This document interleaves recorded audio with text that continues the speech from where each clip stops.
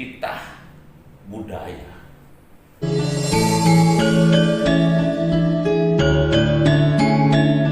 Sosial budaya. Dan di seluruh Indonesia juga, ya, di seluruh Indonesia, ratu keliling di seluruh Indonesia itu, di mana-mana itu ada kearifan-kearifan lokal. Kearifan-kearifan lokal itu ada. ya kayak di Manado misalnya kan, kita orang bersaudara, kita orang ciptaan Tuhan semua gitu. Tidak memandang itu orang yang suku apa, agama apa.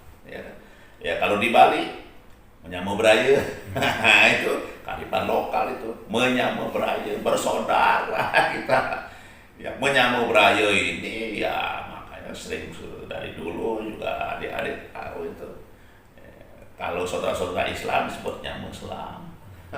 Orang-orang Cina dulu yang sudah orang Cina nyamu Cina. Orang-orang India nyamu India gitu. Nyamu disebut. Ya, orang Kristen, teman saudara-saudara kita Kristen, nyamu Kristen. Seperti itu. Nyamu beraya. Nah, ini oleh karena itu ini menjadi titah budaya di Indonesia, dari Sabang sampai Merauke, Miangas sampai Merauke, semua budaya itu adiluhung. Ajaran-ajarannya, kearifan lokalnya adiluhung, karena memang juga mengalir juga dari agama mungkin, atau mungkin sudah sejalan memang dengan agama, yaitu agama-agama tradisi ya. Karena kalau kearifan lokal itu sebelum agama masuk sudah ada kearifan lokal, kan begitu. Iya kan, sudah ada kearifan lokal, dan sepanjang itu sangat cocok dengan agama, dijaga itu, ya kan, dijaga dan dipelihara. Itu. Kemudian yang ketiga, kalau untuk Bali itu titah leluhur. Ya. Kalau untuk krama Bali, masyarakat Hindu Bali itu karena sangat percaya dengan leluhur, karena leluhur itu masih hidup di alam sana, begitu kan. Bahkan tingkatannya sudah lebih tinggi, yang menjadi dewa di situ, gitu. Ya, lebih tinggi dari kita.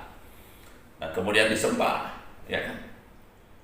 Karena dipuja dan disembah dan diyakini, tentunya titahnya, nasihatnya, peninggalan-peninggalan yang adiluhung yang baik ya harus dilaksanakan.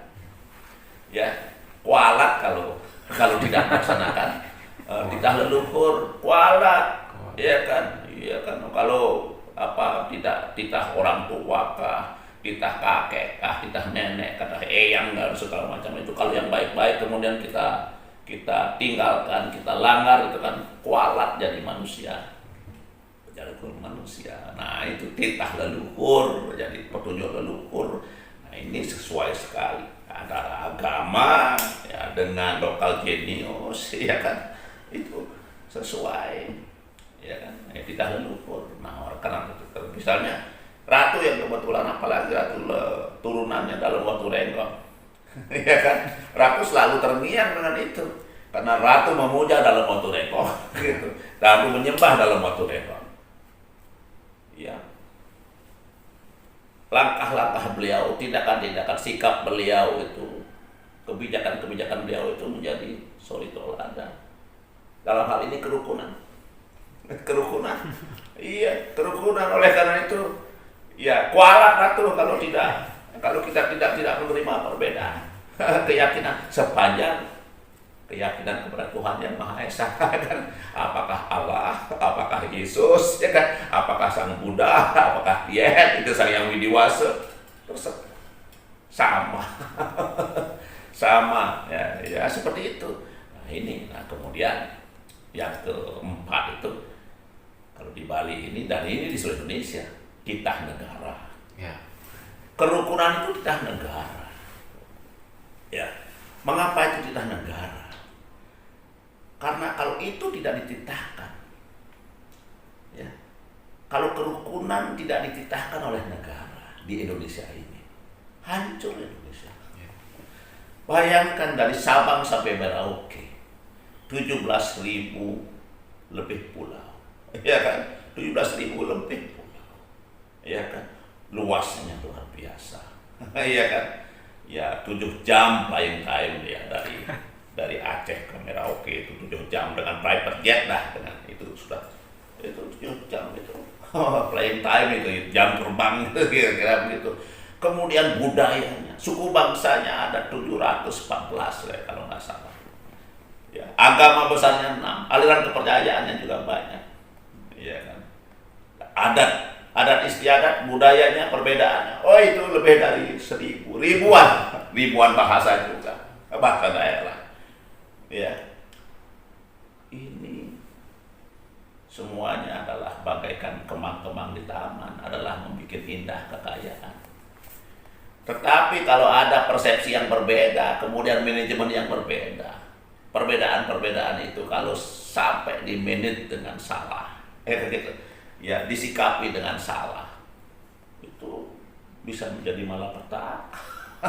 Itu jadi malapetaka. Oleh karena itu negara, founding fathers kita, pendiri-pendiri bangsa kita, termasuk kiai-kiai NU, kalau gitu misalnya kan, seperti itu, kiai-kiai NU itu waktu itu, ya Bung Karno, itu semuanya, itu memang sudah memikirkan dengan matang bahwa kerukunan ini harus menjadi titah. NKRI yang besar ini, yang beragam ini, yang sangat majemuk ini, paling majemuk di dunia, nggak ada negara yang semajemuk Indonesia, nggak ada juga yang sekaya Indonesia alamnya, ya alamnya, nggak ada, lautannya, nggak ada yang sekaya Indonesia. Kalau tidak kalau kerukunan itu tidak dititahkan, bahaya. Nanti bahayanya apa? Ya, kalau itu tidak dititahkan, bangsa Indonesia bisa terpecah-pecah. Ya, nah titah itu apa? Titah itu melalui apa? Nah kita inilah kalau selalu mengingat titah itu. Ya, titah leluhur bangsa ini. Ya, leluhur bangsa, titah negara, Pancasila Bhinneka Tunggal Ika. Itu, ya, itu titah negara, kerukunan itu titah negara melalui Pancasila Bhinneka Tunggal Ika. Artinya begini, yaitu founding fathers kita, leluhur bangsa kita, itu berpikir Indonesia ini, rakyat Indonesia yang beragam, yang plural ini, majemuk ini, tidak mungkin disatukan dalam satu agama. Apakah ingin menjadi Islam semua? Dijadikan Islam semua? Tidak mungkin. Mati-matian juga pasti akan dipertahankan. Mau dijadikan Hindu semua? Nggak mungkin. Jadikan Kristen semua? Nggak mungkin. Jadi Buddha, jadi Konghucu? Nggak mungkin. Oleh karena itu, hilangkan keinginan. Kalau ada orang-orang Indonesia yang keinginan itu mengagamakan orang yang sudah beragama, nah itu hilangkan. Menyebarkan agama, apakah agama Islam, agama Hindu, agama Kristen, Buddha, Konghucu, ya, kepada umat-umat yang sudah beragama, hilangkan. Beda keyakinan saja, ya. Ya misalnya dalam Islam ada macam-macam, misalnya kan ada macam-macam, nggak adalah aliran itu pun tidak boleh. Di dalam Hindu pun tidak boleh. Kalau sudah beda keyakinan, jangan. Dan marilah kita, ya, karena ini titah negara, marilah kita jadikan yang Muslim lebih Muslim, seperti dalam waktu Rengok. Yang Hindu lebih Hindu, yang Kristen lebih Kristen, yang Buddha lebih Buddha, yang Konghucu lebih Konghucu. Ya kan? Begitu saja, simple. Jadi ya tidak perlu harus. Jadi jangan pernah di dunia ini pun jangan pernah, apalagi di Indonesia, kita tidak mungkin bersatu dalam agama. Kita tidak bisa bersatu dalam satu budaya. Katakanlah budaya Bali ini diluhung tersohor seluruh dunia.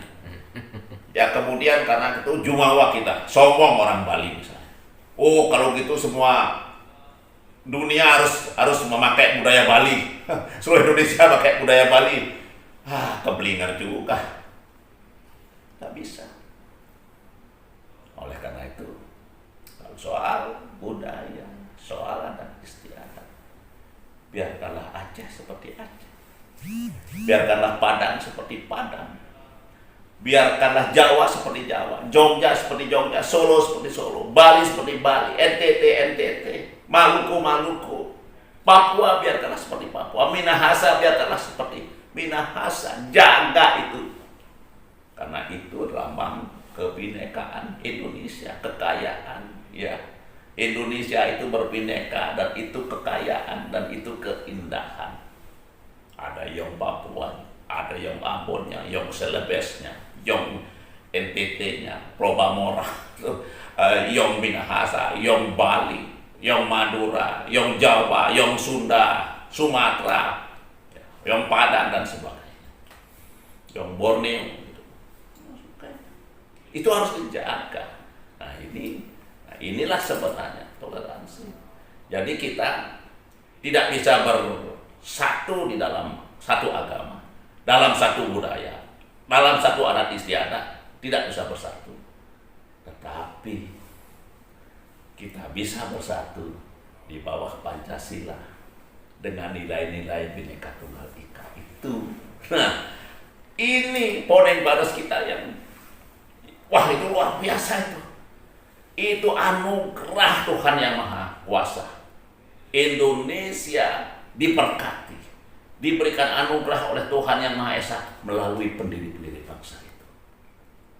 Kalau Ratu tidak sempat sampai berpikir geleng-geleng kepala, bagaimana waktu itu pemimpin-pemimpin yang tidak sebanyak sekarang orang-orang pintar itu, paling banyak waktu itu ada 15 sarjana gitu kan, iya kan, iya, tidak ada profesor juga waktu itu kan, ya, tapi bisa, ya, bisa mencipta mengkreat, ya, mencetuskan pondasi-pondasi kenegaraan yang luar biasa supaya kita rukun bersatu dari Sabang sampai Merauke, Miangas sampai Rote. Dan itu ya, kita bersyukur juga di Bali. Kita selama ini mengamati, menikmati di Bali itu memang di 4 titah itu dilaksanakan. dilaksanakan.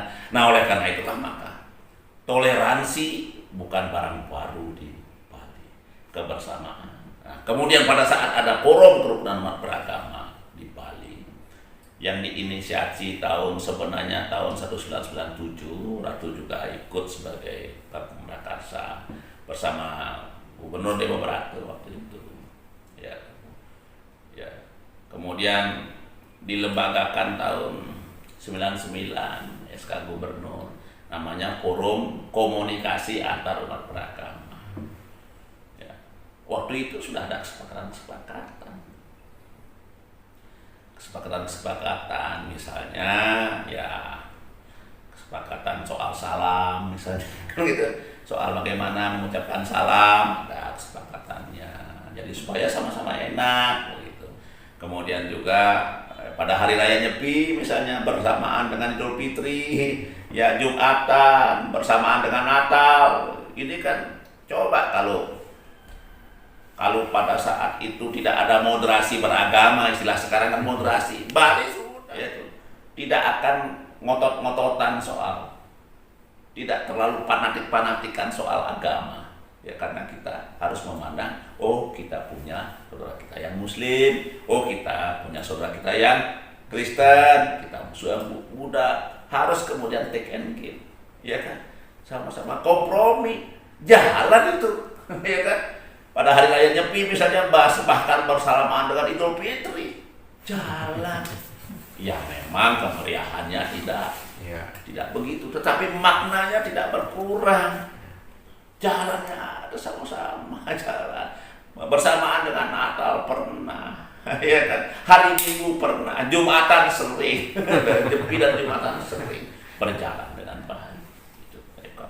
Kemudian juga ada kesepakatan bahwa rumah ibadah, semua rumah ibadah tanggung jawab bersama, ya tanggung jawab bersama, artinya sangat kita harapkan dan mudah-mudahan terus berjalan, ya kalau ada masjid di lingkungan umat Hindu. Maka umat Hindu di sekitar itu bertanggung jawab terhadap keamanan masjid itu, ya kan? Dan kemudian ada pura atau gereja. Kebetulan di situ misalnya di mana? Di Kampung Jawa gitu misalnya kan. Misalnya di Kampung Jawa atau di Kampung Gel-Gel sana gitu. Saudara-saudara kita yang muslim, iya, itu apakah bansernya, sornya gitu ya kan. Itu ikut juga bertanggung jawab kepada pura, gereja, apa wihara, atau kelenteng di situ. Jadi semua itu tanggung jawab bersama. Ya, pecalang-pecalang bertanggung jawab kepada masjidnya juga, gereja juga, seperti itu. Nah, inilah yang kita terus jaga dan laksanakan di Bali ini. Di situ sebenarnya sudah akan terlihat bagaimana persaudaraan kita, ya kan? Persaudaraan kita, kebersamaan kita, ya. Walaupun kita beda agama, tetapi ada hal-hal yang banyak yang bisa kita laksanakan bersama-sama. Persaudaraan tidak bisa dibatasi dengan agama atau suku bangsa, warna kulit dan sebagainya. Partai politik juga bisa. Persaudaraan antar umat manusia. Ya. Bahkan kalau di Bali ini ya bukan sesama manusia saja. Ya kan? Adik-adik tahu itu Trihita Karana kan. Ya, kita harus jaga alam. Binatang-binatang pun harus dikasihani, kan gitu. Harus dijaga juga kelestariannya, unggas-unggas kan harus dijaga kelestariannya, pohon-pohon supaya tetap suasana Bali ini agraris, supaya ada tetap sawahnya, ya kan, supaya tetap ada hutannya, kebunnya supaya tetap ada, danaunya supaya bagus, lautnya supaya tetap bagus, pantai bagus, sungai bagus, danau bagus, semuanya supaya bagus. Ya, saudaraan kepada alam itu, menghormati alam itu juga harus dijaga. Dan ini semuanya adalah ajaran toleransi, ya. Dan kita masih bersyukur semuanya baik masyarakat Bali semuanya, ya, termasuk juga pemerintah daerah, ya, pemerintah daerah, gubernur, bupati, wali kota, TNI, Polri di Bali ini, semua institusi bersama-sama dengan masyarakat itu memang selama ini benar-benar menjaga kerukunan, toleransi, kebersamaan itu, saling menghormati, saling menerima, itu benar-benar kita lihat dilaksanakan di Bali. Nah, itulah oleh karena itu kan toleransi itu suatu berkah, suatu rahmat, anugerah buat kita, Bali khususnya dan Indonesia semuanya. Ya, ini sebuah anugerah. Karena mengapa katakan begitu kita rukun gitu, ini kita sangat bahagia. Kita merupakan sebuah anugerah yang harus sangat disyukuri. Karena kerukunan itu sangat penting. Sangat penting artinya bagi bangsa Indonesia. Sangat strategis bagi bangsa Indonesia, bagi negara Indonesia. Ya, tidak mungkin kita akan melestarikan negara kesatuan Republik Indonesia tanpa melestarikan kerukunan. Tidak mungkin kita berucap NKRI adalah harga mati tanpa juga berucap kerukunan adalah harga mati. Gitu.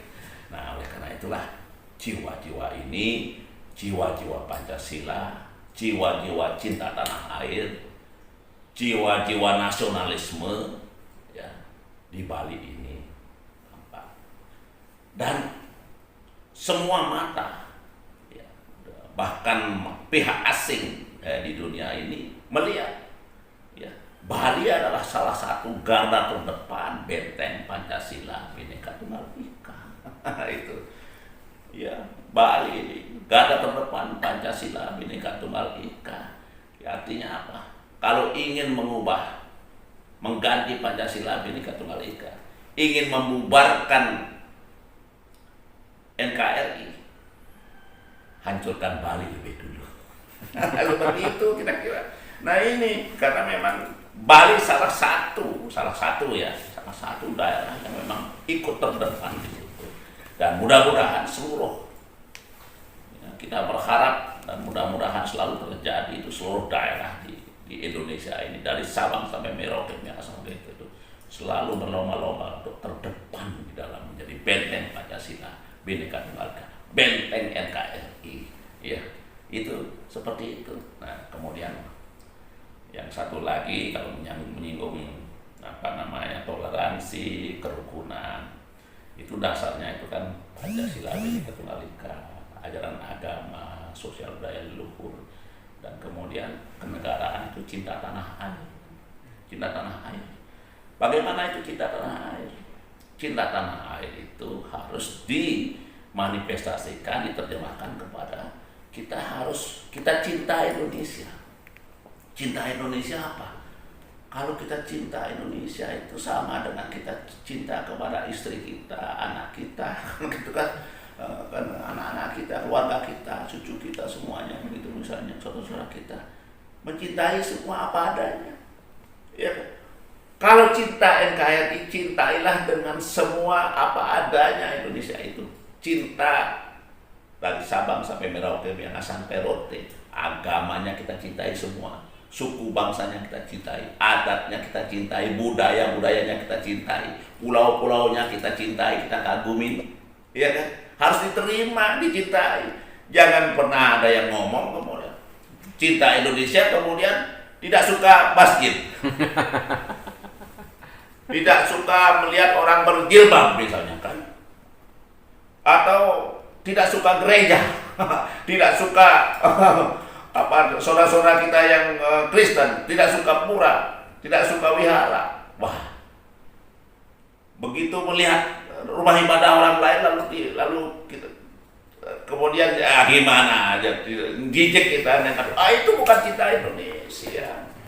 Melihat suku bangsa yang lain kemudian kita tidak bahagia, tidak senang, kita tidak cinta Indonesia, ya. Jadi kalau ada manusia-manusia begitu, itu mereka bukan Indonesia. Karena mereka tidak cinta Indonesia. Mereka paling ya cari hidup saja di Indonesia nanti, cari makan di Indonesia, mengambil keuntungannya saja di Indonesia. Ya, itulah kira-kira yang mendasari. Dan di Bali ini kita bersyukur sekali lagi, kerukunan itu ya bukan sekedar hanya pada saat mulai ada forum kerukunan masyarakat, tetapi kerukunan di Bali itu sudah merupakan warisan yang harus kita warisi juga terus-terusan sampai kapanpun ya, untuk demi negara kesatuan Republik Indonesia tercinta. Kira-kira begitu. Kemudian kira-kira apa potensi yang bisa menyebabkan toleransi di Bali ini menjadi bahasa kasarnya rusak? Terus bagaimana kita untuk menghindari pemicu-pemicu yang merusak itu? Ya kalau potensi toleransi itu bisa diganggu, artinya kerukunan bisa diganggu, bahkan bisa rusak, itu tidak saja Bali saja.